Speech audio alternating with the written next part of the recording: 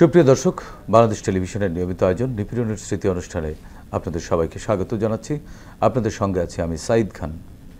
বাংলাদেশ জাতীয়তাবাদী ছাত্রদল কেন্দ্রীয় সংসদের যুগ্ম সাধারণ সম্পাদক আকন মোহাম্মদ আল মামুন নানান চড়াই উতরাই পেরিয়ে টিকে আছেন জাতীয়তাবাদী রাজনীতিতে। হাসিনা রেজিমের নিপীড়ন নির্যাতনের মুখোমুখি হয়েছেন বহুবার, তারপরও পেছনে ফিরে যাননি।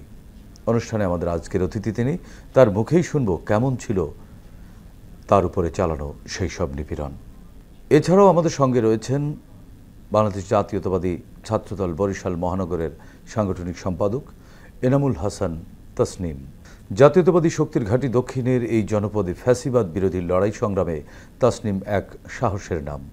তার বলিষ্ঠ ও সাহসী নেতৃত্ব রাজপথে অনুপ্রেরণা যোগায় হাজারো কর্মী সমর্থকদের। তার কাছ থেকেও শুনব নিপীড়নের স্মৃতিময় দিনগুলোর কথা।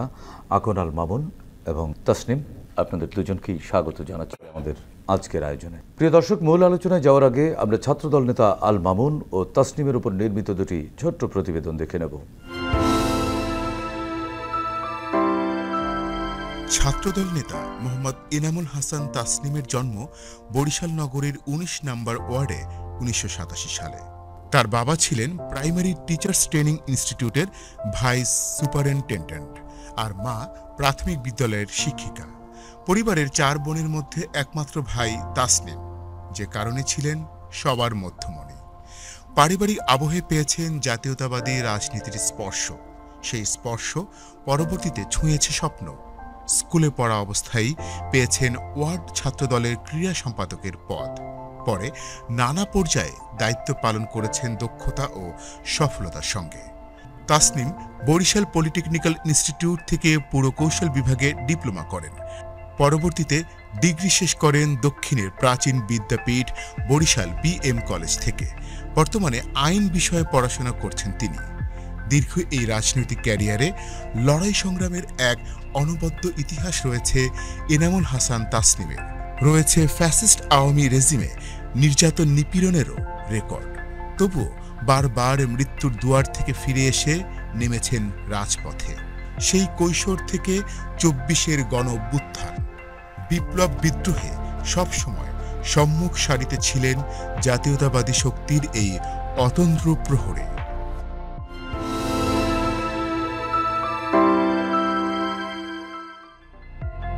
ছাত্রদল নেতা আকন মোহাম্মদ আল মামুন দক্ষিণের জনপদ বরগুনার তালতলী উপজেলার বড় ভাইজোড়া গ্রামে জন্ম। স্থানীয় স্কুল কলেজ থেকে কৃতিত্বের সঙ্গে এসএসসি ও এইচএসসি শেষ করে উচ্চশিক্ষার জন্য ভর্তি হন রাজধানীর একটি বেসরকারি বিশ্ববিদ্যালয়ে। ছোটবেলা থেকেই ছাত্রদলের রাজনীতির প্রতি ঝোঁক ছিল আল মামুনের। ২০১৫ সালের রাজীব আকরাম কমিটিতে তিনি সহ সম্পাদক ছিলেন। তারপর ২০২২ সালে শ্রাবণ জুয়েল কমিটিতে যুগ্ম সাধারণ সম্পাদক মনোনীত হন। বর্তমানে তিনি বেসরকারি বিশ্ববিদ্যালয়ে ছাত্রদলের প্রতিষ্ঠাতা যুগ্ম আহ্বায়ক। কেন্দ্রীয় ছাত্রদলের দায়িত্ব পালনের পাশাপাশি স্থানীয় রাজনীতিতে ইতোমধ্যে শক্ত অবস্থান তৈরি করতে পেরেছেন আকন মোহাম্মদ আল মামুন। হাসিনার আমলে তিনি নিজ উপজেলা তালতলীতে নিজেকে উপজেলা চেয়ারম্যান প্রার্থী হিসেবে ঘোষণা দেন, যদিও দলীয় সিদ্ধান্তে পরে তা প্রত্যাহার করে নেন তিনি। প্রতিবেদন দুটি দেখলাম, এবার শুনবো তাদের সাথে ঘটে যাওয়া সেই সব ভয়াবহ দিনের নিপীড়নের স্মৃতি। প্রথমেই যাচ্ছি মামুন, ছাত্র রাজনীতি করতে গিয়ে বা আন্দোলন সংগ্রাম করতে গিয়ে, ফ্যাসিবাদের বিরুদ্ধে লড়তে গিয়ে নানান সময় নানান ধরনের হুমকির মুখে পড়তে হয়েছে। বিশেষ করে আপনি বলছিলেন ২০২২ সালের ৭ ডিসেম্বর যে নয়াপল্টনে বাংলাদেশ জাতীয়তাবাদী দল বিএনপির কেন্দ্রীয় কার্যালয়ে যে ক্র্যাকডাউন, যে বিভীষিকাময় প্রায় ১৬ ঘন্টা, সেই ১৬ ঘন্টার যে পুলিশি নির্যাতন নিপীড়ন, এবং আপনি আটকে ছিলেন আরও দীর্ঘ সময়, সেই সময়টা কেমন ছিল আসলে? ঘটনাটা ছিল ২০২২ সালের ১০ ডিসেম্বর বিএনপির মহাসমাবেশকে ঘিরে তো মহাসমাবেশের আগেই 6 তারিখ থেকে আমাদের পার্টি অফিসে একটা উৎসব মুখর পরিবেশ। সারা দেশে ওই সময় এই প্রোগ্রামটি চলছিল এবং প্রোগ্রামের মানে রাষ্ট্রীয় নানান বাধা উপেক্ষা করবার জন্য বা বাধায় যাতে সমাবেশ আটকে না যায় বা মানুষ যাতে অংশ নিতে না পারে, এই জন্য সারা দেশে আমরা দেখেছি যে 2 দিন 3 দিন আগে থেকে মানুষ নানানভাবে যাওয়া শুরু করতো। একই ধারাবাহিকতায় ঢাকায়ও জড়ো হওয়া শুরু করে। আমাদের ওখানেও সেরকমই একটা উৎসব মুখর পরিবেশ এবং একটা শঙ্কা কাজ করতেছিল। তো 7 তারিখ ঠিক 12টার দিকে আমাদের ওখানে ছাত্রদলের নেতৃবৃন্দ, দুপুর 12টার পরে আমরা ওখানে ছাত্রদলের নেতৃবৃন্দ, তৎকালীন সাধারণ সম্পাদক সাইফ মাহমুদ জুয়েল সহ আমরা ওখানে খিচুড়ির আয়োজন করি দূর দূরান্ত থেকে যে বিএনপির কর্মী সমর্থকরা আসে তাদের জন্য। তো ওই খিচুড়ি আমরা সবাই খাচ্ছিলাম, এমন টাইমে হঠাৎ নাইটিঙ্গেল মোড় থেকে পুলিশ হামলা শুরু করলো। তো অনেকেই ছন্ন বিছন্ন। আমিও তখন প্রথম পার্টি অফিসে ঢুকি নাই। আমিও, আমার সাথে আমার বরগুনা জেলা ছাত্রদলের 2জন ছিল, মেহেদি হাসান রনি এবং খান মামুন। তো ওরা বরগুনা থেকে আসছে, আমি ওদেরকে সেভ করার জন্য আমি বাইরে নিয়ে বের হয়ে গেলাম ওখান থেকে। তো নাইটিঙ্গেল মোড়ে যাওয়ার পরে হঠাৎ আমারই বন্ধু মিলন রয় মুন্সিগঞ্জের, তো ও বিদেশ থেকে আসছে শুধু দল করার জন্য। ও দল করে 2020 সালে কোরিয়া গেছিল। ওর বাবা ফ্যামিলির চাপে বিএনপি করতে দিবে না, এরকম ফ্যামিলির চাপের পরে ও বিদেশ থেকে আসলো শুধু দলের টানে। ও বিদেশ থেকে আসছে, এসে ও পার্টি অফিসের ভিতরে ওই দিন আমার সাথে ছিল পার্টি অফিসে।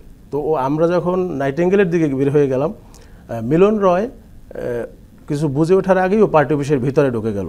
তো আমি আমার ওই বরগুনার 2 ছাত্রনেতাকে সেভ করে যখন দেখলাম মিলন ভিতরে আটকা আছে, আমি আবার ভিতরে গেলাম। সবাই দৌড়াদৌড়ি করে পার্টি অফিসের ভিতরে আমি ঢুকলাম। তো ঢোকার পরে তো টিয়ার গ্যাস, চারিদিক থেকে টিয়ার গ্যাস, এবং ওই গ্যাসটা তো আসলে, আপনার কি মনে আছে ওই সময় পুলিশের কারা ছিলেন দায়িত্বে শীর্ষ কর্মকর্তাদের আসলে মধ্যে?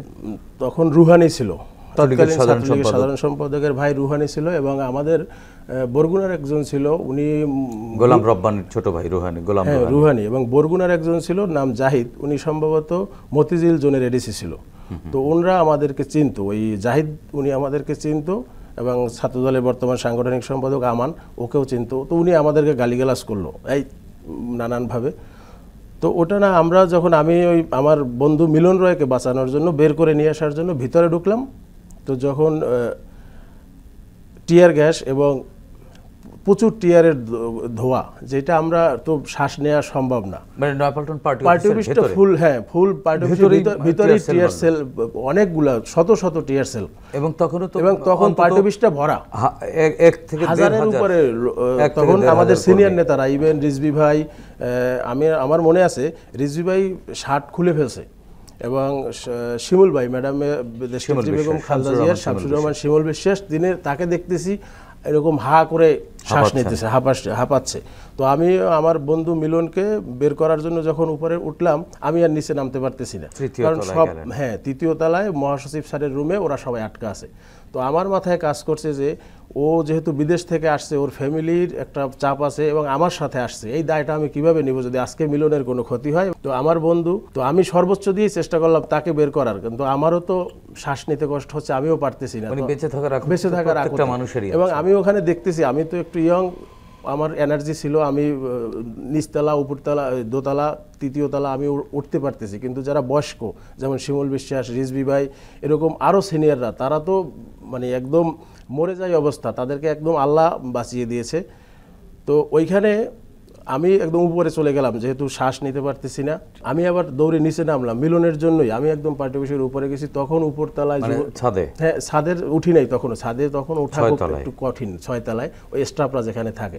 তো ওখানে গিয়ে দেখলাম বর্তমান যুবদলের সভাপতি মুন্না ভাই, তারপরে স্বেচ্ছাসেবক দলের বর্তমান সভাপতি জিলানি ভাই, এবং মিরপুরের মামুন হাসান ভাই সহ অনেক সিনিয়র নেতারা, এবং আমাদের ছাত্রদলের অনেকে। তো আমার নিজে বাঁচার থেকে, আমার ওই মিলন রয়ের প্রতি দায়বদ্ধতা থেকে, আমি আবার কোনো রকম, আমার কারণেই সে বিদেশ থেকে চলে আসছে, এবং এসে পার্টি অফিসে ওই দিনই প্রোগ্রামে আসছে, এবং সেদিন সে গ্রেপ্তার হয়েছে। যে পার্টি অফিস থেকে 154 জন সেদিন গ্রেপ্তার হয়েছে, 554 জন। তো যারা গ্রেপ্তার হলো ওর ভিতরে মিলন রয় ছিল, আমি মিলন রয়কে নিতে পারলাম না।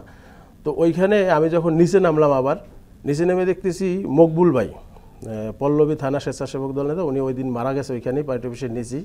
তো মকবুল ভাই যে আকুতি, ওনার হয়তো বা শ্বাসকষ্টের রোগ ছিল বা হার্টের সমস্যা ছিল, উনি ওই টিয়ারের ধোঁয়ায় আর শ্বাস নিতে পারছে এবং হা করে করতেছে, আর যাকেই পাচ্ছে তাকেই হাত ধরতেছে যে আমাকে একটু নিয়ে যাও।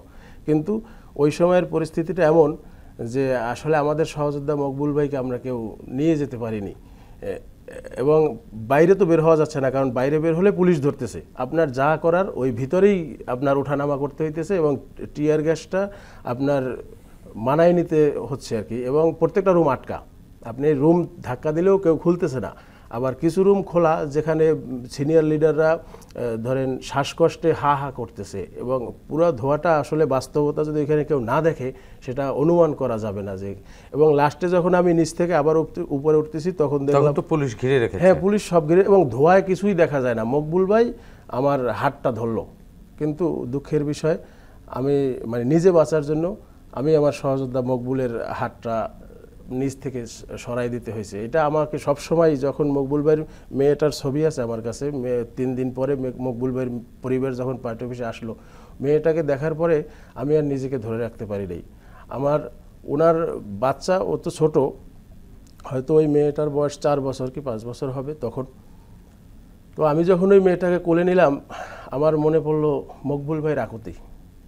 মকবুল ভাই বারবার যে বাঁচার আকুতি করেছে, আমার হাত ধরে মকবুল বাঁচতে চেয়েছে। শুধু আমার হাত না, ওখান থেকে যারাই ছুটাছুটি করতেছে তাদেরকেই বলতেছে আমাকে একটু নিয়ে যাও। ওনার তো হয়তো হার্টে সমস্যা ছিল, ওনার আকুতিটা আমার বারবার কানে বাজতেছিল যে আরে আমি যদি আরেকটু শক্তিশালী হইতাম বা আরেকটু সমর্থ থাকতো আমার, তাহলে আমি ধরেই নিয়ে যেতে পারতাম। কারণ ওটা তো, উনি তো নিচতলায় সিঁড়ির গোড়ায় উনি পড়ে আছে, এবং মানুষের যে ছোটাছুটি তার পাড়াগুলো তার গায়ে পড়ছে, এভাবে উনি একদম হয়ে গেছে, সেন্সলেস হয়ে যাওয়ার পরে আপনি মানে মকবুল সাহেবের ওখানে আপনি কিভাবে সেভ হলেন? আমরা সেভ হতে পারি নাই। আমরা একতলা যাই, আবার একটু চেষ্টা করি যে আমার মাথায় হলে মিলন মহাসচিব স্যারের রুমে আটকা, তো আমি আর ওইখানে যেতে পারলাম না। আমি এই যে রিজভি ভাইয়ের রুমটায় ঢোকার পরে তাদের ওই অবস্থা দেখে আমি আবার উপরে গেলাম, 4 তলায় গেলাম। 4 তলায় দেখি যে ছাত্রদলের রুমটা পুরো, আমাদের ছাত্রদলের তৎকালীন সভাপতি, সেক্রেটারি সবাই মুখে গামছা বেঁধে কোনোভাবে মানে লড়াই, জীবন বাঁচানোর জন্য লড়াই করতেছে। তো আমি ওখানেও থাকলাম না, আমি উপরে গেলাম একদম 6 তলায়। 6 তলায় যাওয়ার পরে ওখানে গিয়ে দেখি আমাদের বর্তমান যুবদলের সভাপতি, স্বেচ্ছাসেবক দলের সভাপতি মামুন হাসান ভাই সহ আরও প্রায় 20-25 জন। তো আমি গ্রামের ছেলে, আমার একটু দৌড়দৌড়ির অভ্যাস আছে বা গাছ বা মানে ওঠার অভ্যাস আছে। তো আমি কি করলাম, ওই যে স্টাফদের রুম থেকে ওখানে টিন দেয়া পার্টি অফিসের ঠিক অর্ধেক 6 তলার পরের যেটু, ওই টিন বেয়ে আমি উপরে উঠে গেলাম ধোয়া থেকে বাঁচার জন্য আসলে মানে। তো আমি উপরে ওঠার পরে আমার এই যে বর্তমান যুবদলের সভাপতি মুন্না ভাই, সে আমার হাত ধরলো, আমি তাকেও টেনে উপরে তুললাম। এভাবে আমরা একজন আরেকজনকে টেনে উপরে তুলতেছি, এবং ওই জায়গাটা খুব রিস্কি। আপনার যদি একটু পা পিছলে যায় তাহলে সাথে সাথে নিচে পড়ে যাওয়ার অবস্থা। এবং আমরা উপরে ওঠার পরে ওখানে 20-25 জন লোক ছিল, সবাই তো ধরেন দৌড়দৌড়ির কারণে তৃষ্ণার্ত, আমরা খুবই ক্ষুধার্ত, এবং মানে এমন একটা অবস্থা যে ওর থেকে মৃত্যু ভালো। হা করতেছি, শ্বাস বন্ধ হয়ে যাইতেছে। কেউ আবার যে একটু আগুন জ্বালিয়ে ধোয়া নেবে সেই ব্যবস্থাও তো নাই, কারণ আমাদের কাছে তো লাইটার নাই বা কিছু নাই, আমরা একদমই খালি হাতেই ছিলাম। তো ওইখানে আমাদের পার্টি অফিসের উপরে ছাদে আমরা 30-35 জনের মতো হবে, অনেক নেতৃবৃন্দই ছিল, সিনিয়র যারা ওঠার মতো, বয়স্ক লোক না। কিন্তু আমরা ওই উপরে ওঠার পরে তো চারিদিকে গুম গুম শব্দ, পুলিশ নিজেরাই ককটেল বিস্ফোরণ করতেছে, আমরা দেখতেছি পল্টন থানা থেকে ব্যাগ আসতেছে, কি করতেছে, আমরা কিন্তু ছাদ থেকে দেখতেছি। তো ওখানে যখন আমরা খুব তৃষ্ণার্ত, আমাদের ধরেন আমরা 2টার দিকে পার্টি অফিসের ছাদে উঠলাম, 2টা থেকে রাত্র 9টা, এর মধ্যে আমরা কেউ এক ফোঁটা পানিও তো পাচ্ছি না ওখানে। তো হঠাৎ 9টা কি 9:30টার দিকে দেখলাম যে আল্লাহর রহমত, আমরা যে মজলুম, আমাদের উপরে যে আল্লাহর রহমত, সেটা আমি ওই দিন অবলম্বন করলাম। আমরা অন্ধকার, ওখানে পার্টি অফিসের ওই এলাকাটা তো সম্পূর্ণ কারেন্ট নেই, ক্র্যাকডাউন অবস্থায় আছে। আমাদের মুন্না ভাই, সে পার্টি অফিসের পাশের যে বিল্ডিংটা, আমরা তাকে কোনোভাবে ওখানে পার করলাম, কারণ এই পার্টি অফিসটা তো আমাদের নরবরে পুরান বিল্ডিং। এই যে পুলিশ যে ককটেলগুলো ফাটাচ্ছে, সেই ককটেলের যে শব্দ এবং যে ভারী কম্পন, মনে হচ্ছে বিল্ডিংটা লড়ে, আমাদের বিল্ডিংটা লড়ে, এরকম ভয়ে তো ওই অতগুলো লোক পার্টি অফিসের ছাদে না থাকাই ভালো। এবং আল্লাহর 2টা রহমত আমি ওই দিন দেখলাম, এক হচ্ছে আমাদের উপর থেকে খাবার আসা, আর একটা হচ্ছে পুলিশ আমাদেরকে, যারা ওই পার্টি অফিস থেকে যে 554 জন নিয়ে গেল, তারপরে তো পুরো পার্টি অফিস আরও সার্চ করতেছে, অনেকে পার্টি অফিসের রেলিংয়ের কাঞ্চিতে কেউ তার ধরে আছে, কেউ ডিশ লাইনের যে তারগুলো মোটা পাশের ওগুলা ধরে ঝুলে আছে। মানে এক হৃদয় বিদারক ঘটনা ওখানে, এটা মানে সরাসরি চোখে না দেখলে আসলে ওইটা অনুভব করা যাবে না। তো তারপরে আমরা যখন 7-8 ঘন্টা পার হয়ে গেল, আমরা সবাই না খাওয়া পানির ক্ষুধায় আমরা একদম অস্থির। তো ওই সময়ে হঠাৎ দেখলাম রাত 9:30 কি 10টার দিকে পাশে ভিক্টোরিয়ার 14 তলা কি 15 তলা থেকে কে বা কারা আমরা জানি না, হঠাৎ 2-3 বোতল পানি আমাদের নিচে ফালাইলো। তো ওই পানিটা 14 তলা থেকে পড়লে স্বাভাবিকভাবে ফেটে যায়, আমাদের তো বলে তারা দিতে পারতেছে না। তো পানি আছে কিন্তু আমরা পানি খাইতে পারতেছি না, পানিটা ফেটে পড়ে ফ্লোরের সাথে মিশে গেছে। তো এই অবস্থায় তখন আমরা ডাকও দিতে পারতেছি না যে এটা ফালাইয়েন না বা এইভাবে ফালান। আর তারা তো আসলে আমাদের হেল্প করার জন্যই ওটা করতেছে, কে বা কার আমরা তো জানি না। তো পরে কি করলো, ওই ভিক্টোরিয়ার হোটেল থেকেই ওই ছোটো পানির কেস ফালাই দিল। তো এমন একটা অবস্থা যে মিরপুরের একটা ছেলের মাথার উপরে পড়লো কেসটা। মানে ওখানে আমরা এমনিই অসহায়, তার উপরে আবার এই পানির কেসটা মাথার উপরে, ওই ছেলেটা আবার ওইখানে অজ্ঞান হয়ে গেল। এখন আর এক হৃদয় বিরোগ, তখন ওই যে আমাদের যে হইচই বা একটু তো ওইখানে 2টা পুলিশ আপনার 6 তলা থেকে উপরের দিকে তাকাইলো। তো আল্লাহর রহমত, একটা পুলিশ, উনি দেখতে ভালো মানুষের মতো, উনি আমাদেরকে ইশারা দিল যে তোমরা আরও পিছনে চাপায়ে যাও, আরও পিছনে সরে যাও, না হলে তোমাদেরকে দেখাচ্ছে সবাই কিন্তু ধরে নিয়ে যাবে। আর আসলে পুলিশ তো ক্লান্ত ছিল, আমরা যে একারা ক্লান্ত তা তো না, ওরাও ক্লান্ত ছিল। কিন্তু যেহেতু ফ্যাসিস্ট হাসিনার করা নির্দেশনা ছিল ওই দিন আমাদের পার্টি, এরপরে ওখান থেকে বেরোলেন? ওখান থেকে বের হয়েছি আমরা পরের দিন বিকাল 4টায়। মানে ওই ছাদের উপরেই আমরা এক পোশাকে, এবং ওই শুধু ওই পানিটুকু, ওই যে রাত্র 9টা 9:30 থেকে পানি পাইলাম একটু, তাও ধরেন 1 কেস পানিতে 12 বোতল পানি, লোক আছি প্রায় 30 জনের উপরে। পরের দিন বিকেল 4টায় আমরা না, রাত্র 2টা-3টার পরে আমরা ওই যে পাশের বিল্ডিং থেকে আবার এক দারোয়ান এসে একটা সিঁড়ির মতো দিল 2 ইসে, ওখান থেকে আমাদের সিনিয়ররা আস্তে আস্তে পার হলো, যেমন যুবদলের বর্তমান সভাপতি মুন্না ভাই, জিলানি ভাই সহ মামুন হাসান ভাই, তারপরে এখন পার্টি অফিসের দপ্তরের দায়িত্বে বিএনপির আব্দুল সত্তার পাটোয়ারি, এরা আস্তে আস্তে পার হওয়ার পরে আমরা যারা একটু ইয়াং ছিলাম তারা পরের দিন সকালবেলা আমরা ওখান থেকে পার হলাম। পার হওয়ার ওই পাশের বিল্ডিংয়ে, পাশে, হ্যাঁ ভিক্টোরিয়ায় না, পাশের যে ব্যাংকের যে বিল্ডিংটা, ওই বিল্ডিংটা দূরত্ব কম হলেও আমাদের তো রিস্ক অনেক, এবং নিচে থাকা, এবং ওই দিন তো আমরা সবাই ক্লান্ত বেসিক্যালি, এবং ওই যে টিয়ার গ্যাসের ধোঁয়ায় তো আসলে আমরা দুর্বল। তো পার হওয়া, ওখান থেকে পার হওয়াটাও খুব কঠিন মনে হচ্ছে। তারপরেও সিনিয়রদেরকে পার করে পরের দিন বিকেলে না, পরের দিন সকালে আমরা ওখান থেকে ওই বিল্ডিং থেকে, পার্টি অফিসের বিল্ডিং থেকে আমরা পাশের বিল্ডিংয়ে গেলাম। তো পাশের বিল্ডিংয়ের যে দারোয়ান, সেও বলতেছে আপনারা তো আসছেন, আপনাদের মানে ওনারও তো আসলে রিস্ক, কারণ পুলিশ চারোদিকে পুরো ক্র্যাকডাউন করা, ঘিরে ফেরানো, এবং র্যাবের সোয়াত সহ নানান বাহিনীর যে তৎপরতা, এবং ওইখানে পার্টি অফিসের রাত্রে যখন আমরা ওখানে ছাদে রাত্রি যাপন করতেছি, ওই মানুষগুলো সবাই গ্রেপ্তার হয়ে গেছে, পুরো শুনশান নীরবতা। মাঝে মধ্যে পুলিশ 2-1টা ককটেল, ওই যে ওরা যে ব্যাগটা নিয়ে আসছে পল্টন থানা থেকে, আমরা দেখতেছি যে ওরা ব্যাগ নিয়ে আসছে, ওই ব্যাগটাই আবার আমাদের পার্টি অফিস থেকে বের করছে, সেইটা আবার মাঝে মধ্যে ওরা ফাটাই ফেলাইতেছে ওই যে ককটেলটা নিষ্ক্রিয় করার জন্য। মামুন, আপনার কাছ থেকে শুনবো, আমরা একটু এনামুল হাসান তাসনিম, ওনার কাছ থেকে শুনে আসি। তাসনিম, আপনি তো বরিশালের রাজনীতি করেন, বরিশালে আন্দোলন সংগ্রাম করেছেন, অনেক করতে গিয়ে বাস্তবতা অনেক মুখোমুখি হতে হয়েছে। এর মধ্যে আসলে জীবন বিপন্ন হবার পরিণতি বা পরিস্থিতি হয়েছে কতবার? 2011 সালের একটা ঘটনা আমার খুবই বিতরক ছিল। আমাকে তৎকালীন আমাদের এলাকার যে লোকাল কাউন্সিলর ছিল, সে ছিল নগর আওয়ামী লীগের তখন 1 নং যুগ্ম সাধারণ সম্পাদক, বরিশাল মহানগর আওয়ামী লীগের সে 1 নং যুগ্ম সাধারণ সম্পাদক ছিল এবং প্যানেল মেয়র হিসেবে ছিল। উনি ওনার বাসা এবং আমার বাসা পাশাপাশি আর কি। তো তারপরও ওই এলাকাটা আমাদের আরেকটু না বললেই নয়, ওই আমাদের যে 19 নম্বর ওয়ার্ড, ওই ওয়ার্ডটা হচ্ছে আবুল হাসনাত আবদুল্লাহ নিজস্ব ওয়ার্ড। এই কারণে ওই ওয়ার্ডে সম্পূর্ণ নিয়ন্ত্রণটাই সে করার চেষ্টা করে। তো ওইখানে আওয়ামী লীগের যত লোকজন যারাই ছিল, তার মধ্যে আমাদের একটা বড় প্যানেল ছিল যারা সবসময় জাতীয়তাবাদী আদর্শের ছাত্র দলের রাজনীতি, যুবদল, বিএনপি, একটা ভালো বন্ডিংস আমাদের মধ্যে ছিল। তারা যখনই এই প্রোগ্রামগুলো করতো আমাদের কারণে তাদের এই প্রোগ্রামগুলো সাকসেস করতে পারে নাই, অত ভালোভাবে করতে পারতো না, আমাদের লোকগুলো নিতেও পারতো না। তো দ্যাটস ওয়াই তাদের মধ্যে একটা জিজ্ঞাসা কাজ করতো। তো এরই মধ্যে তারা একটা সাজানো ঘটনায় আমাকে তৎকালীন যখন যে মেয়র ছিল, নগর আওয়ামী লীগের সভাপতি ছিল শওকত হোসেন হিরণ, ওনার পালক পুত্র বলতো ওই এসআইকে, এসআই মহিউদ্দিন। তো ওনার নেতৃত্বে একদল পুলিশ আমাকে গ্রেফতার করে এবং আমাকে যখন গ্রেফতার করে প্রায় 1.5 থেকে 2 ঘন্টা আমাকে তার হাতের লাঠি, তারপর হচ্ছে গিয়ে রাস্তার পাশে যে গাছের ডাল, এগুলো দিয়ে প্রচুর টর্চার করে উইদাউট এনি রিজন, মানে রাস্তার মধ্যেই মারে। হ্যাঁ, আমাকে বাসা থেকে গ্রেফতার করে, বাসা সার্চ করে বাসা থেকে গ্রেফতার করে মারা শুরু করে, কোনো কথা নেই।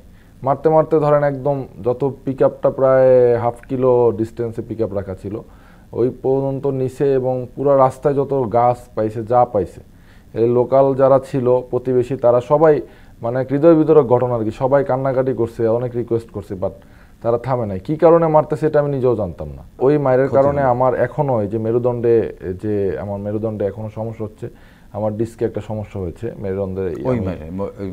হ্যাঁ, মহিউদ্দিনের ওই মায়ের আমাকে প্রচুর মারছে এবং মানে অবর্ণনীয়, পিঠ সব ফেটে দিয়েছে। আমি কিভাবে কতটুকু, আমি তো একা মানুষ, আমাকে বাসা থেকে গ্রেফতার করছে ভোরবেলা, একদম ভোরে। তারপর ওই সময় তো স্বাভাবিকভাবে ভোরবেলা তো মানুষজন একটু ঘুমে থাকে বা কোনো ব্যস্ততা থাকে না, নিরিবিলি এলাকা। তো ওই সময় আমাকে মারতে শুরু করছে এবং মারতে মারতে এলাকাবাসী সবাই সজাগ হয়ে গেছে। তা যার যে অবস্থা ছিল সবাই এসে, মানে এই ঘটনাটা মানে ভাষায় প্রকাশ করার মতো না, যে মাইরটা আমাকে দিয়েছে। এবং ওনার দ্বারা নির্যাতিত হয়েছে বরিশালের ম্যাক্সিমাম নেতাকর্মী নির্যাতিত হয়েছে এই মহিউদ্দিনের হাতে। হ্যাঁ, এবং তিনি ওই তৎকালীন সময়ে মানে থানার ওসির চাইতেও পাওয়ারফুল ছিল। কোন থানায় ছিলেন উনি? বরিশাল কোতোয়ালি মডেল থানায় ছিল। এবং শওকত হোসেন হিরণের পালক পুত্র বলা হইতো ওনাকে। ঠিক আছে, এখন কোথায় আছে জানি না। আরেকটা কথা বলছিলেন যে আপনাকে র্যাব পুলিশ সবাই মিলে এটা প্রকাশ্য রাস্তায় ফেলে মেরে আপনার আঙ্গুলগুলো থেতলে দিয়েছিল, নখগুলো তুলে ফেলেছিল। সেই ঘটনাটি কত সালে কোথায়? এটা হচ্ছে আমাদের যখন আমাদের দল সিটি নির্বাচনে অংশগ্রহণ করে, বরিশাল সিটি কর্পোরেশন নির্বাচন, হাসান হাবিব কামাল তখন মেয়র প্রার্থী ছিলেন। ওই মেয়র নির্বাচনের সময় আমাদের একটা কর্মসূচি ছিল যে ওই যে মেয়র প্রচারণা যখন যেদিন থেকে শুরু হইলো তখন হচ্ছে গিয়ে আমাদের ওই এলাকায় পোস্টারিংয়ের একটা কার্যক্রম ছিল, পোস্টারিং এবং আমাদের ওই যে পিভিসি বোর্ড দিয়ে রাস্তায় রাস্তায় আমাদের এগুলা টানানো, তো হ্যাঁ প্রচারপত্র টানানো। তো কামাল সাহেবের যে এগুলো ছিল ওগুলো আমাদের লোকাল অফিসে আসছে। আমি যেহেতু হোয়াটসঅ্যাপ দলের সাধারণ সম্পাদক ছিলাম তখন, তো আমার নেতৃত্বেই ছেলেপেলেদের লাগানোর জন্য আমি ইনস্ট্রাকশন দিয়ে দিয়েছি। এবং পুলিশ তখন প্রচুর পরিমাণে গ্রেফতার করতো, মানে বিএনপি সমর্থক পাইলেই গ্রেফতার করতো। এবং টেলিভিশন প্রতীক ছিল তৎকালীন মেয়র হিরণ যে ছিল প্রার্থী, তিনি তখন হচ্ছে গিয়ে ওই যে তার যে ব্যানার ওইগুলো হচ্ছে ওই যে লোকাল আওয়ামী লীগের যে সাংগঠনিক সম্পাদক ছিল মহানগর আওয়ামী লীগের কাজী নজরুল ইসলাম লিটু, উনি এই 5ই আগস্টের হামলায় মারা গেছে সাদেকের বাসায়। তো উনি তৎকালীন ওনার অফিসের সামনে থেকে একটু ধরেন আপনার 500 গজ হবে এই ডিস্টেন্সে আমরা ওইটা লাগাচ্ছিলাম। তখন তার ওই যে সাগরের যারা ছিল তারা দেখে হচ্ছে ইনফর্ম করে। তো সাদা পোশাকে 4 থেকে 5 জন লোক এসে, আমরা প্রায় ওইখানে 20-25 জন ছিলাম। তো ওরা এসে আমাকে চার্জ করছে, এই তোমার নাম কি? আমি প্রথমে বুঝতে পারছি, আমি বুঝে আমার নাম বলি নাই। তো একজন দেখায় দিছে, তারপর বলছে যে চলো আমাদের সাথে। আমি বলছি আপনারা কারা? আপনারা যেহেতু সাদা পোশাক আসছে আপনারা কারা? আমি তো চিনি না। তো বাধা দিছে আমাদের সাথে লোকজন, তো যারা ছেলে পেলে ছিল তারা বুঝে গেছে, তো ওরা বাধা দিছে মানে আমাকে সুযোগ করে দেওয়ার জন্য পালানোর। তা আমি ধাক্কা দিয়ে যখন একটা করেছি, একজন অফিসার সে পাশ থেকে যাওয়া আর কি একটা যে কোনো একটা যানবাহনের সাথে বাড়ি খেয়ে তার মাথাটা ফেটে যায়।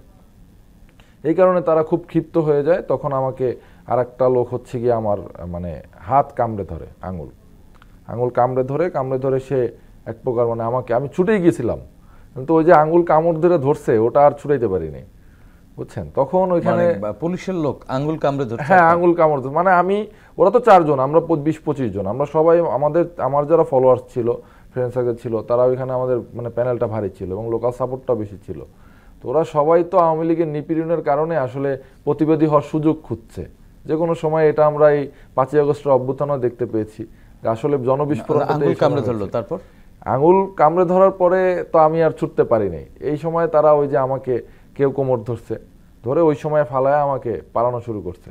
তাদের 4-5 জনে, হ্যাঁ 4-5 জনে। এর মধ্যে তারা হচ্ছে গিয়া ই করছে, লোকাল যে পাশে আবার পুলিশ ফাঁড়ি ছিল, ফাঁড়ি থেকে সাপোর্ট টিম চলে আসছে।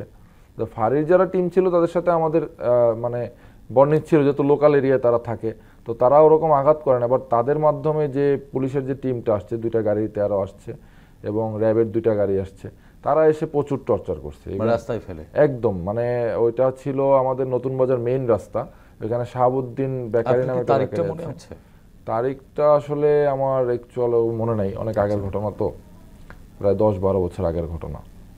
2013 সালে যে সিটি নির্বাচন তার আগের ঘটনা, 15 দিন আগের ঘটনা। 15 দিন আগেই প্রচারণার একটা অনুমতি দেয় আর কি। ফার্স্ট ডেতে এই ঘটনাটা ঘটছে এবং আমাকে ওইখান থেকে গ্রেপ্তার করে প্রায় 2 দিনের মতো আমাকে থানায় দেয় নাই। ওই যে রাস্তায় ফেলে মারলো, তাতে আপনার কি কি ক্ষতি হলো? আমাকে যখন রাস্তায় ফেলে মারছে, আমার মূলত হাতের আঙুলগুলো পুরো থেতলাই দিছে, যেহেতু সে আমার আঙুল কামড়ে ধরেছিল। পরে যখন হাতটা ছাড়াইছে, আমি ওই যে ধাক্কা দিছি না, এই কারণে তারা ক্ষিপ্ত হয়ে আমার আঙুলগুলোকে পুরো থেতলে দিয়েছে এবং 2 হাতের সব আঙুল, এবং আমার পা, দুই পাকে পুরো পিটা ফাটায় ফেলছে। এটা ধরেন আমি আমাকে যখন কারাগারে নিছে, আমার দাঁড়ানোর মতো অবস্থা ছিল না। পরে শেরে বাংলায় আমাকে অনেক চেষ্টা করে তৎকালীন যারা বিএনপি ছাত্র দলের আহ্বায়ক ছিল, লিওন ভাই, এই যে জাহিদ ভাই ছিল, তারা হচ্ছে গিয়ে চেষ্টা করে আমাকে মেডিকেলে রেফার করাইছে। তো ওইখানের চিকিৎসা তো স্বাভাবিকভাবেই খারাপ, আমাকে বেরি টেরি পরায় মেডিকেলে রাখছে। মানে ভাঙা পায়ে বেরি পড়া? হ্যাঁ, ভাঙা পায়ে, মানে থেতলে যাওয়া পায়ে বেরি পরাইছে। হাঁটা চলার তো কোনো উপায় ছিল না কোনো রকম। আর আমাদের যে কারাগারের যে সেল, ওই সেলের মূলত সমস্যা হচ্ছে ওইখানে বেডগুলো হচ্ছে একদম ঘিঞ্জি অবস্থা, একটা ছোট একটা রুমের মধ্যে অনেকগুলো লোক থাকে। বেরি পরে যারা জেল খাটছে মোটামুটি তারা সবাই জানে যে বেরি এরকম হাতে করে ধরে ওয়াশরুমে যেতে হয়, সেই অবস্থাটা আমার ছিল না, এরকম অবস্থা ছিল। একে তো পা থেতলানো, দ্বিতীয়ত বেরি, তারপর হাতটাও তো আমাদের হাত দিয়ে যে ধরবো সেই অবস্থাও ছিল না আমার। ওইখানে জেলে একজন লোক ছিল, উনি আসলে বিডিআর এর সদস্য, উনি আমাকে তখন খুব হেল্প করেছে এবং আমাকে খুব মানে সেবা শুশ্রূষা করছে। এই ঘটনাটা খুব। জি তাসনিম, আপনার কাছ থেকে আবারও শুনবো। মামুন, এরপরে আপনি বলছিলেন যে একবার আপনি গুলি করা হয়েছিল, ছোট্ট করে বলুন। আসলে ওইটা ছিল 2014 সালের 5 জানুয়ারি নির্বাচনের পরে 15 সালে গণতন্ত্র হত্যা দিবস উপলক্ষে বিএনপি একটি প্রোগ্রাম ডেকেছিল। তো আমরা পার্টি অফিসে, তখনও হাজার হাজার মানুষ ছিল, ওখানে হঠাৎ পুলিশের রাবার বুলেট এবং টিয়ার সেল নিক্ষেপে, তো এরকমই 12টা কি 1টার দিকেই সময়টা হবে।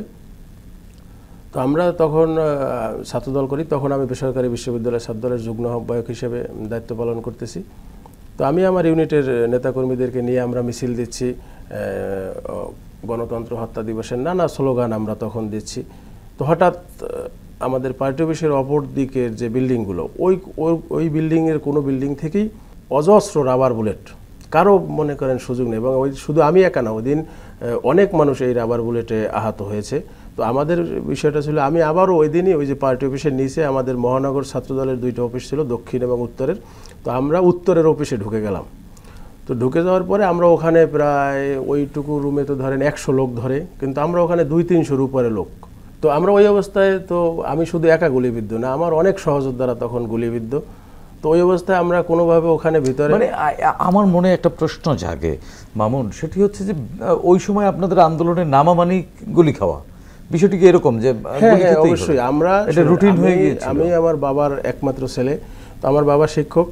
তো আমার বাবার বাধা ছিল যে এই রাজনীতি তোমরা করো না, এই রাজনীতি করো না, কিন্তু উৎসাহও ছিল।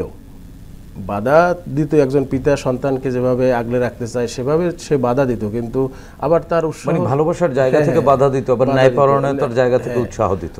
তো আমার সবসময় চিন্তা থাকতো যে আমি যতই আহত হই, এটা যেন আমার ফ্যামিলি না জানে, কারণ আমার মা নামাজ কালাম পরে পরেজগার মানুষ, তিনি এটা নিতে পারবে না যে তার ছেলে গুলিবিদ্ধ বা তার ছেলে আহত।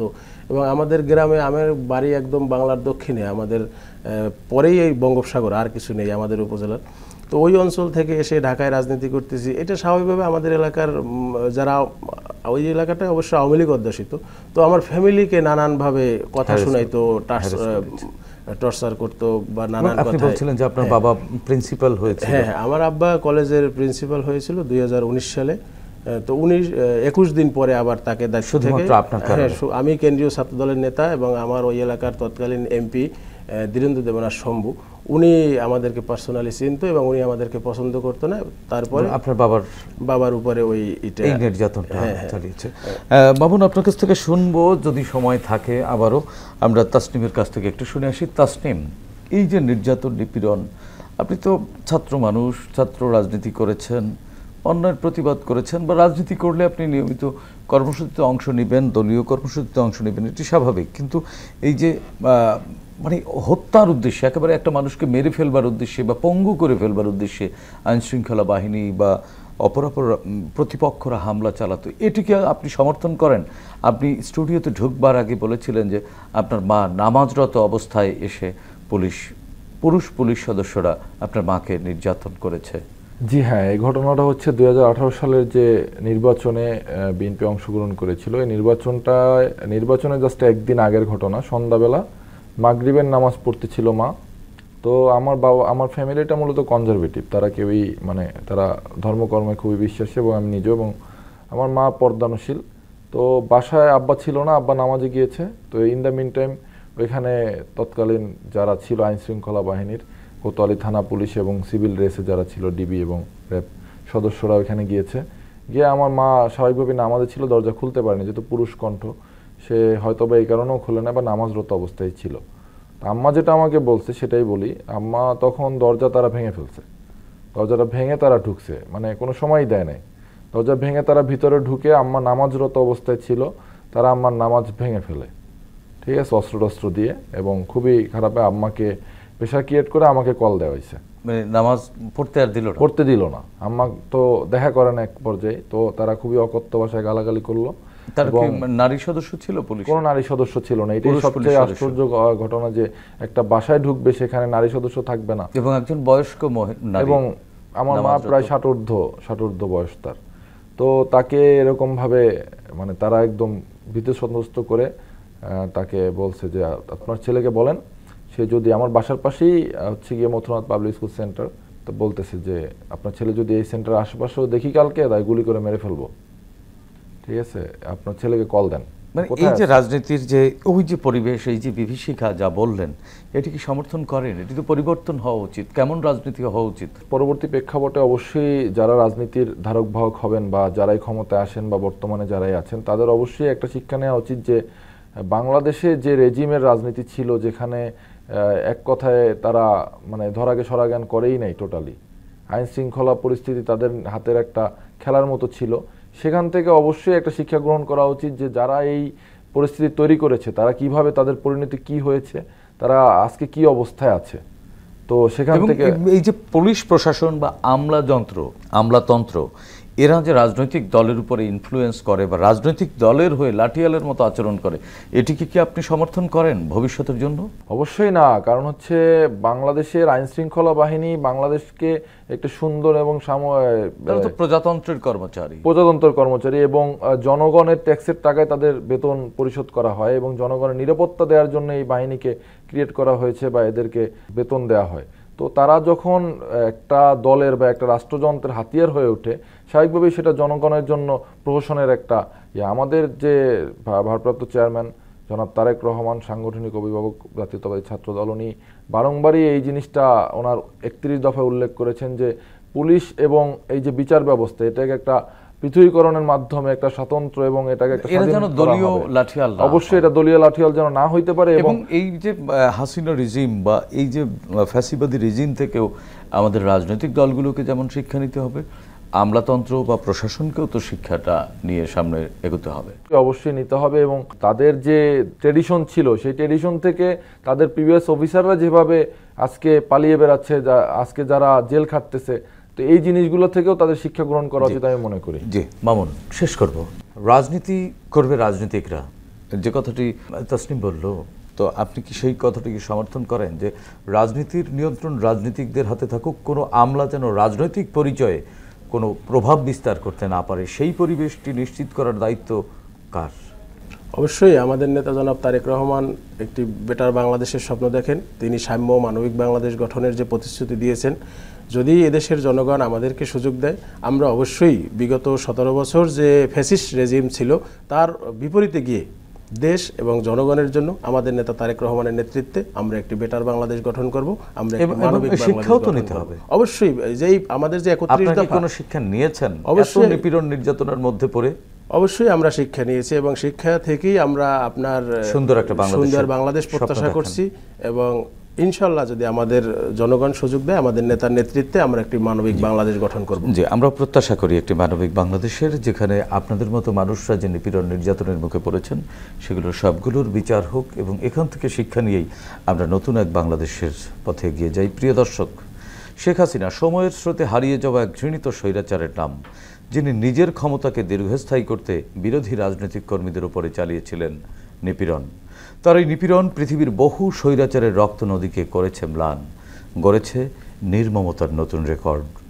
ছাত্রদল নেতা আকন মোহাম্মদ আল মামুন ও এনামুল হাসান তাসনিমের উপর নিপীড়নের স্থান কাল ভিন্ন হলেও নিপীড়ক কিন্তু একই ফ্যাসিস্ট হাসিনা ও তার খনি বাহিনী। আমরা চাই গণহত্যাকারী বাহিনী উপযুক্ত শাস্তির মুখোমুখি হোক, যাতে করে অন্তত সান্ত্বনা পেতে পারেন আকন মোহাম্মদ আল মামুন ও এনামুল হাসান তাসনিমের মতো অসংখ্য নির্যাতিত নিপীড়িত ব্যক্তি।